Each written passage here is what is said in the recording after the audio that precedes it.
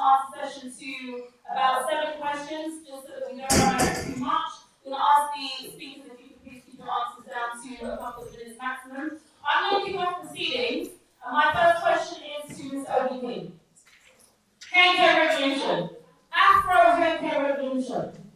How do you end up in Afro hair care revolution when you are?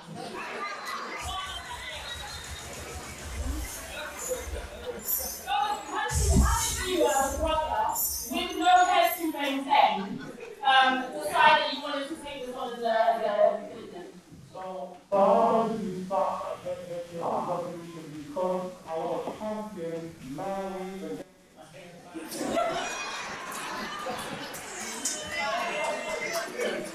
No, for me, the spirit is in the revolution itself. Like, I want to be involved in a business that helps empower our community.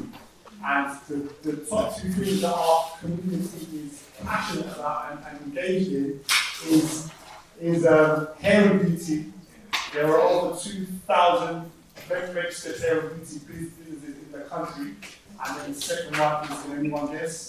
Food. So, yeah, so I mean, that's the news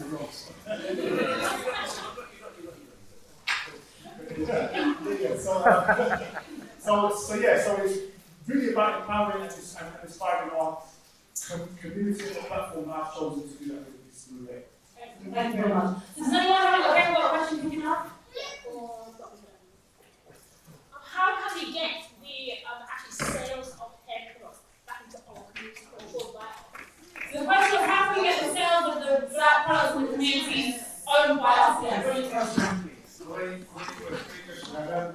How we can do that is we can innovate our own products. Many of us will already do, and what we can do if this is not your thing, you can support the great brands that are out there. That's it, nice and scientific to make stuff and people buy stuff. That's it. A, B, C. Then on top of that, we can also begin to distribute the stuff that we make ourselves, either at home or in stores that we set up ourselves. So that's basically it. It's not a big challenge, and it can be done. And I personally think that we can change things around within 5 years. Excellent, thank you. Next question. Just what you were saying, it's also cooperative buying, because I frequently work with other black brands that if we sell something that's similar, we buy it together, so the cost comes down. And it's not that we need to have a competition together, we just work together, because some people might want to buy from her side, some people might want to buy from my side, so that's what I do as well. So cooperative with economics rather than just trying to do small quantities on the road. And yeah, that is a thing. There's a sister called Lola, who works with the brother Deep Archive, and she was saying that as much as it's the responsibility of us as business owners to create products for you to sell, there's also consumer responsibility. So as consumers, we can all make the decision that we are going to support black businesses over businesses that are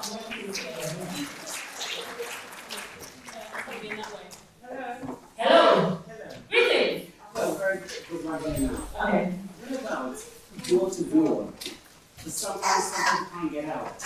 Is it a problem like an alien? What about a door to door system to send a black wire?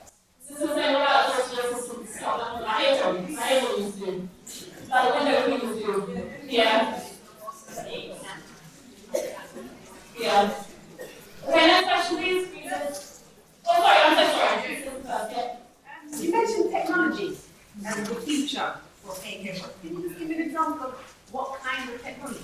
This was asking, I've been speaking about technology being introduced into the hair care revolution, so this is asking what kind of technology can be introduced. Okay, so I was hoping something else. So thank you very much. Just a quick example. We have been developing stuff ourselves in the community for hundreds of years in different countries. I personally think that it's time that we perhaps allow the technology to tell us what the ingredients are that we should our hair. As an example, there's a company out there that's doing scans that tells you what's wrong with your kidney, what's wrong with your kidney, what's wrong with your spine, whatever. We could create something or use what's already out there to actually determine what does my hair need. That is a step that we have not yet gone to, and we should go to, because it becomes a lot more precise and a lot more accurate. So in short, that's basically one example of what we do with what's already available to basically make that make sense. Technology is creative, that's smart means. They can do that. That was very cool. Women that are weak, you have no idea, it's like absolutely their own hair. That was technology. So that the synthetic hair industry are already using technology to that degree in terms of design. So it wasn't about bonding and sticking and sewing your hair in there. You stick that thing on the time you're born with it. Genius. I need it. Does anyone have any other questions for the trichologists, for Sherlyn, for our nutritionists? Yes, please. Oh my gosh, sorry, sis. Did you, in the reverse, do you have a question, sir? Sorry, Mike. You said it. You know the water in the spray? You have to use water, you use tap water. This is asking what kind of water went in the spray bottle. Is it distilled or tap water? I use bottled spring water. You could use distilled. The problem with using tap water is tap water has a lot of other things in it other than just the water. So I wouldn't advise using tap water. You do get lots of incontinence and mineral and things that you don't want in your product. So bottled water, your filtered water, things like that. Any particular brand? No particular brand. Any, well, I can say no brand, that's the whole thing about some bottled water is not pure. I personally have a filter and a carbon filter, so that's what I use when I put my water. Well, that's more because I don't really contribute to the whole plastic epidemic, but just the purer the better. But if it's not tap water, it's probably better than tap water. And you could use tap water if that was all you had access to, but it was so that the product won't get pure. Oh, sorry, hold on. Do you have a question there? There it is. I'm a bit confused about the hot oil on the scalp and not to put on. So just is that how we should and how we shouldn't, and so I just wanted to comment around that. So Cynthia was asking that she's confused about the rinsing your scalp business. And some people say you should, some people say you should. I want to say this, I was listening to her sister Nyla. Remember Nyla? Sister called Nyla. She's doing hair care creative products. And she was actually saying that there are actually some oils, the molecules of those oils are actually too big to actually be absorbed into your scalp. Therefore, they cause blockages in your scalp, which causes inflammation, which then stimulates things like dry scalp, dandruff, bacterial overgrowth, those types of things. So there are particular oils where the molecules are small enough to actually be absorbed into your hair shaft and into your scalp. So if you are going to use oil on your scalp, it's important that you choose the right oils and not using oils that will just sit on your scalp and suffocate the pores of your scalp. So that's one thing that I have learned recently and seen this effect. But trichologists will recommend. So one of the reasons I don't oil my scalp, so I'll talk from personal experiences. I have seborrheic dermatitis, for example. So oil feeds the condition. So it feeds on fungus and oils on your scalp. So basically, if I'm adding extra oil, it's feeding it. That's why for the first part, see there's a lot of black people suffering with seborrheic dermatitis. So I started trying not to oil your scalp. So the second question I ask people is, why are you oiling your scalp? Now, if you tell me that my scalp is dry, then my response to you is, do you drink oil when you're thirsty? No, you don't use oil to water plants. You use water, we use moisturizers. So if you're saying that your scalp is dry, so you're oiling it because it's dry, then it's counterproductive. The reason your scalp is dry is because you're overdoing the oil. So you can use oils on your scalp in a moderate amount. The sebum is an oil, it's a waxy oil. But the thing is, you produce it already. And the reason people get stuck in a cycle of then over-oiling their scalp is because their sebum then is like, well, you're doing the job anyway, why do I need to make an appearance? And then you keep on doing it, you're stuck in a cycle because your sebum doesn't want to make an appearance.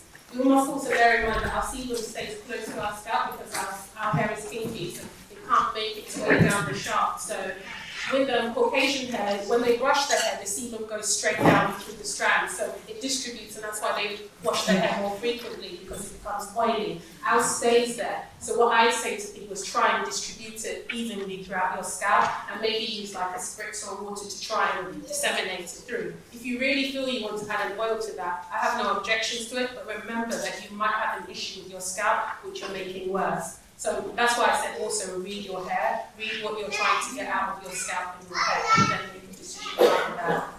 So it's just like vitamin C. There's evidence that suggests that several millennia ago, the human body was able to produce and manufacture its own vitamin C. But because when we started to, the agricultural revolution happened, and we were able to decide what crops we wanted to grow and then grow them, and we started to move around the planet more and have access to more fruits and vegetables, and again decide which fruits and vegetables we wanted to grow, which grains we wanted to grow. We were consuming so much vitamin C. Again, the body mechanism is, if there's not enough there, we produce it. If you're getting it abundantly, we don't need to produce it. And it's switched off the mechanism where our body was manufacturing its own ascorbic acid and vitamin C in different ways. And now our body has lost the ability to produce vitamin C at all. Whereas we can produce things like cholesterol, we can produce things like proteins by having the right amount of amino acids. So in the same way, like Sister said, the body is just like, well, there's already enough oil there. If I produce more, it's unhealthy.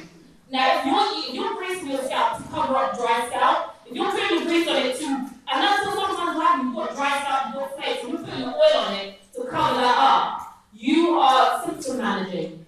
You're not actually doing anything, but you've got a symptom and you're trying to mask it over. And again, it's going to suffocate your scalp. So that's not the right application for those oils. Can we have a word from the nutritionist, please? Our diet also contributes to our hair. And I did mention earlier in the presentation how certain food types will impact the scalp. So we spoke about the omega oils.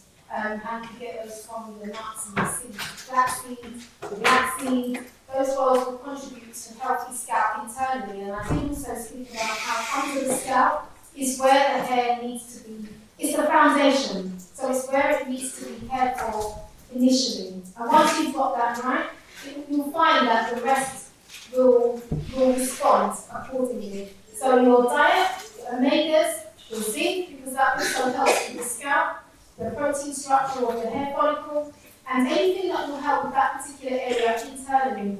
Water in particular also helps with the basic dry scalp. These are things that we should be consuming so that we don't have to apply topically.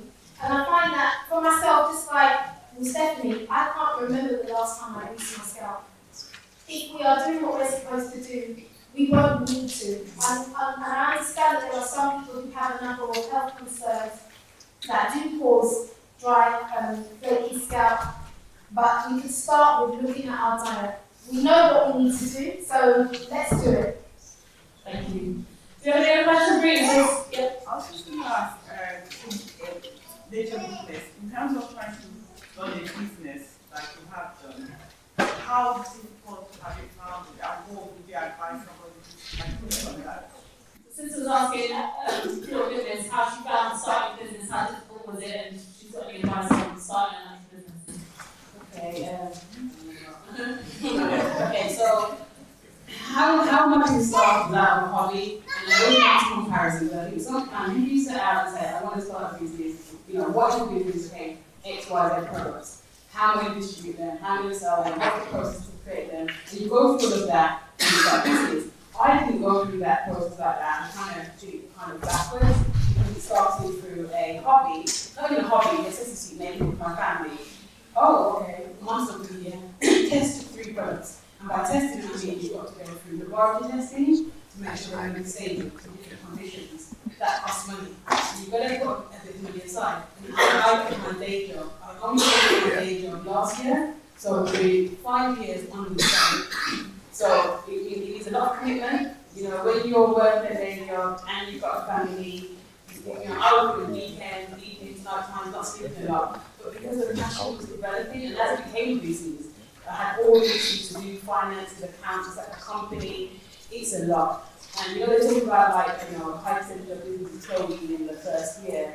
I can see why, because you can underestimate what it takes. So you've got to be prepared to put the work in and get help when you need it. You know, about you know, story with me today, you know, we are way better than friends, and it's having people like that, people that can help me, even before I can afford to pay them. You know, some people are funny with that, asking people for help, they can't pay them because they're like, oh no, I don't want anyone to say that they help me. So we have to get better at asking for help and taking that help, and not always. And if you can't pay in cash, pay in kind. So I would pay all my friends and my sisters in products. You know, I was making products. Pay in kind, that sounds just reading. You got to straight pay in kind, something else. Very specific. You know, like paying in a way that say that we was trading, right, and exchanging. So you're giving your time and your energy, and I'm going to give you what you want. Some products, and I was fortunate that, you know, everyone who was working with me loved my stuff, and they were happily happy. And so, yeah, so you've got to be prepared to put the work in. A lot of sleepless nights, a lot of events I did in the beginning, because you've got to get out there, you've got to get your product in front of people, you've got to be promoting it yourself. Some people spend a lot of money on online advertising and don't always see the results, but having you worked out in their time. So be prepared to put the work and the time in, a bit of money. So if you can take some money from your salary, small percentage or a small amount, just so that as the business starts to make money, you can reinvest it back in the business. But if I had started off from the beginning without a day job, I wouldn't have been able to grow because I wouldn't have been able to invest, that would have pay my bills, and then it would be really so yeah, put your time in things. Thank you. Do we have any final questions before we move on to the last eight? Hi, I'm just a bit confused about sulphite, because I've heard that sometimes it's actually really drying, specifically with coloured hair that's been coloured. So they say no sulphites in the shampoos. Yeah. Does everyone have a question? Sis was asking about sulfites. She's heard that some of them can be very dry, and she's wondering if they are safe to use. Yeah, well, sulphates, they are drying. I mean, what a lot of people don't know is that the same, so one of the main ones are sodium lauryl sulfate, the various. And that same ingredient you find in your shampoo, you find it in your wash, you find it in your floor cleaner. It's the same, just in different quantities. So you know when you wash your dishes and then you put your finger down and you get a sweep, like you wouldn't really want that on your scalp, but that is wash into your scalp, and then, as Stephanie said, it creates all those dry scalp issues, you know, overproduction or not producing. So it can be quite damaging. So you want to look for sulfate free. Then, I mean, you will hear some people that they say, oh, I need a bit of sulfates because otherwise my hair doesn't get clean. So I don't ask people to use those people, but from experience and all the people that I see, you can get good cleanse without sulfates. So there are things that can cleanse those. Just one other thing. I think nobody seems to have mentioned the effect of stress on one's hair. Now, I've experienced hair loss, and it's happened when I've had a particular amount of stress in my life, and we've not really addressed that. Well, Stephanie spoke about one of the types of alopecia, and I'd like to give a testimony to this because after the first time I heard Stephanie speak, she spoke about the alopecia areata, the holes that appeared that look almost like ringworm. And when I went home, I realised our baby daughter, who's 3, had a small round circle where her hair looked like normally most of her hair is that long. It was a patch that was very, very short, so I monitored it in, and it's not completely bald. When I spoke to Stephanie this morning and said that I had seen that in my daughter's hair, she asked how long the hair was, and I told her, and she said, okay, what happened X amount of months ago? Was there any period of stress? And I realised it was about 2 or 3 months ago that I started working out of the home. Because before, as a nutritionist and health coach, I was working with clients over the phone. And I'm home educated, so my baby used to be in there all the time. It was about 2 or 3 months ago, maybe 4 months ago, that I started going away. So like this weekend, I've been away from home since yesterday morning, and I'm not going to be back until tonight. So this is a huge shift for her after 3 years. And there's no way I would have noticed that had I not spoken to Stephanie, and that was the only big major event that's happened in her baby life that could have caused stress. And she even, when Stephanie was saying it to me, she goes, I know this was about a child, but can you think of any stress? But I fully appreciate that stress has huge implications. Because your stress, when your body is stressed, your body sends out hormones like we are under attack. Anything that's not necessary, cut off the blood flow to it. Send out enough white blood cells to protect us from everything. Send white blood cells everywhere. Your toenail, your fingers, your lips, your bones, your buttock, everywhere. Send the white blood cells everywhere.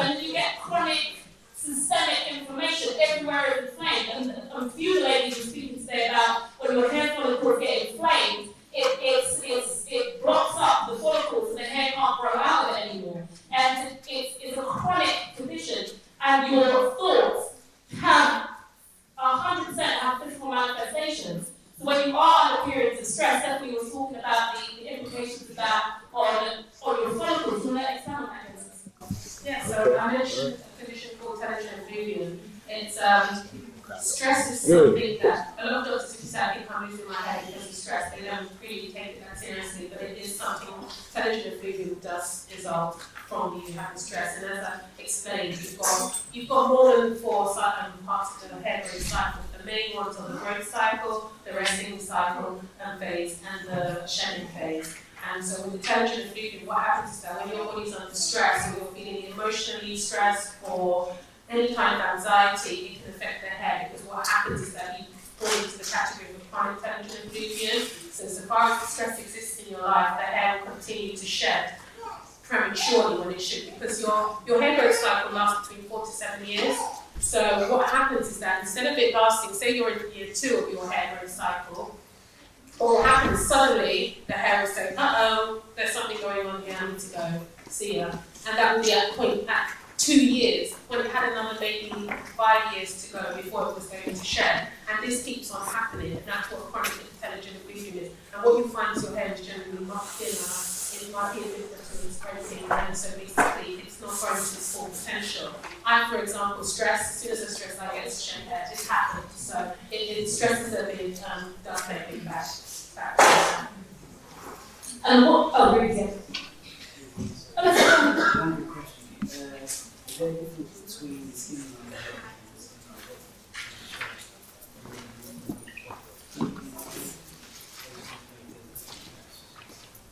The brother was asking, is there a difference between the skin on our hair and on our skin? It's the same way with the buttons on our skin, is that the same as our scalp, is that right? Yeah. Well, with the buttons on our skin that we're using, usually sometimes they're moisturizers, so they're emulsified, like Sheridan did. She emulsified water and the buttons together to get that effect. Also, usually when you're using a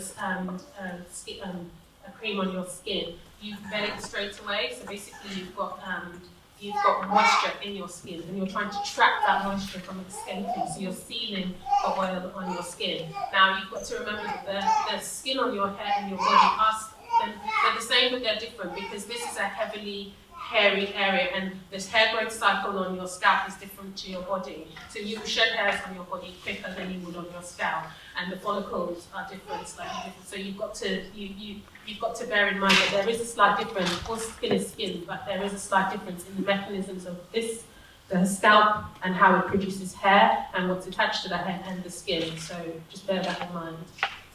Thank you. And I think one of the things that's become apparent is, as much as we wanted to make sure everyone left with information that you can go home and execute, there are some things where it is about knowing yourself. So there's not going to be one answer to should you grease your hair. There's not going to be one answer to how sensitive are you going to be to the protein in your diet or the sulphites in your shampoo, because some people tolerate things other people can't. For some people, they do need to find an oil that does work on their scalp and use it occasionally. Other people just do not use it. So, and again, that's why these speakers have been invited here by Leon, so that you've got people that you can specifically go to in the community and find out what is best for you, and use that with the general advice that's applicable to everybody. I think we've got time for one more question, please, before we go to the next speaker. If we can ask this lady, please. Oh, sorry, can we? Okay, you first, and then use this. Yeah, I just wanted to ask about the effects of gel. Gel! Finger waves. Yeah, I mean, a lot of gels, in order for them to act like gels and go hard, have alcohol in them, so it's going to dry out your hair. So yes, you're going to get that slip and that shine, like your hair is good, but in the long run, it's not good. And I mean, just to say, I've been looking around the room and see all these lovely young girls with all their nice hair and their crown. Like, you don't know how to put your body now, yeah? So maintain your hair now, treat it good now, because your hair won't sustain it, you know, like well into adulthood, in your 30s. So I really think you can use, you know, just be more loving to your hair, get rid of the harshness. Find a product, maybe substitute it with like a beeswax product, maybe, that's natural, and don't harden your hair, but it might give you similar looks. So that when you're in your 30s, you still got that beautiful crack. Yes. Thank you, sis. And last question, thanks. I typically get like quite a bit of I feel quite sensitive and proud of my hair, and I've just always wondered like what that could be, if it's something that I'm doing constantly, if Because like lots of the time I have my afro out, or sometimes I'll have braids. It's not like I'm always putting tension on my hair. So I just wanted to know if there's something that I'm missing that could cause me like that soft scalp kind of thing under the head. We can't really answer that just from what you shared, but the first thing that came to my mind was you need to go and get yourself looked at. It might be worth, because there's so many different things. I spoke with a lady who had some complaints with her head, and it so happened that she had inflammation on part of her brain. Now, I'm not trying to scare you, I'm just trying to say to you that when you feel that something isn't right, don't wait. The problem with so many of us, especially with our black brothers, they wait until the last minute to go to the doctor to get looked at.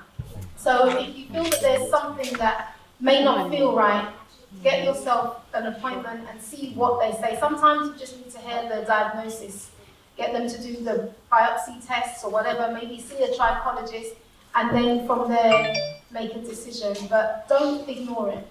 And I do understand that there's an apprehension among our community to go to the medical professionals, because we know that they don't understand our body that much. They don't, even with black women, even with Serena Williams, the biggest and baddest black woman in the world, when she complained of pain after she had the baby, they discarded her and she had to demand to get a CT scan before the doctors around her realized she actually had a life-threatening condition they had to treat immediately. When we say we're in pain, we don't get the same amount of pain medication. So I fully understand that apprehension among sisters and brothers to go to the medical professionals, again, which is why we have our own.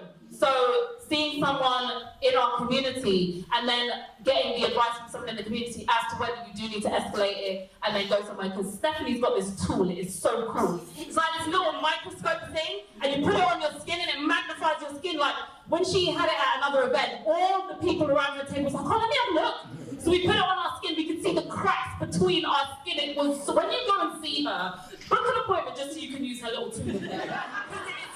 Cool, oh my goodness.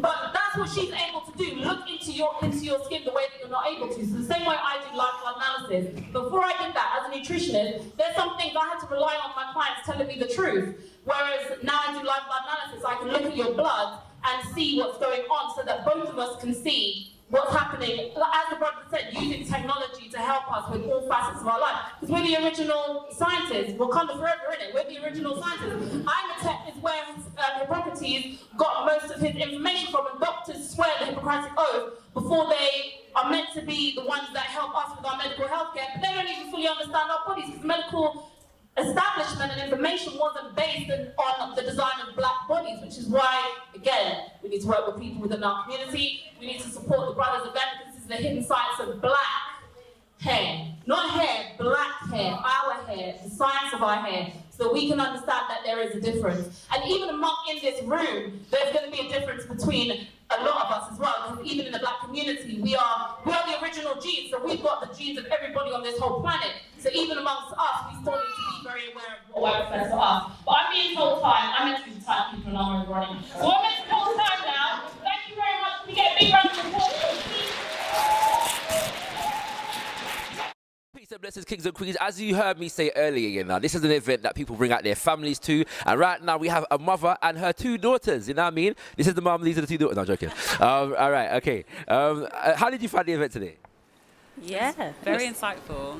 Yeah, and it felt very comfortable, and yeah, I just felt supported in my quest for more information about what I've got, which is melanin, which is in every single part of my body and my being. So yeah. Anybody else? It makes me feel proud to be a black woman, basically, yes. That's powerful, kings and queens. I'm always feeling proud. Who was your favourite presenter today? Who's your favourite presenter? Leon. Leon? Yes, yeah. Are you not biased? No relation, I'm joking. This is my first time at this event, and this is my first time seeing or hearing of Leon. And yeah, his whole presentation blew me away. I also really enjoyed the pure goodness lesson, because I'm going to save a lot of money now, and she's probably going to lose a bit of money now because I'm a huge supporter of her brand. So yeah, it's just great to see like companies like herself and other people, and discover different companies like just doing their doing their thing. Yeah. You can tell this one's a talker in the family, innit? You can tell that. Oh, is it? Okay. Beautiful, beautiful. But it's a blessing to see you. Thank you for coming down. And do check out Got Kush TV when you can. You know what I mean? We're glad you enjoyed the event, as our video partners here. Take care. Travel safely. Take care.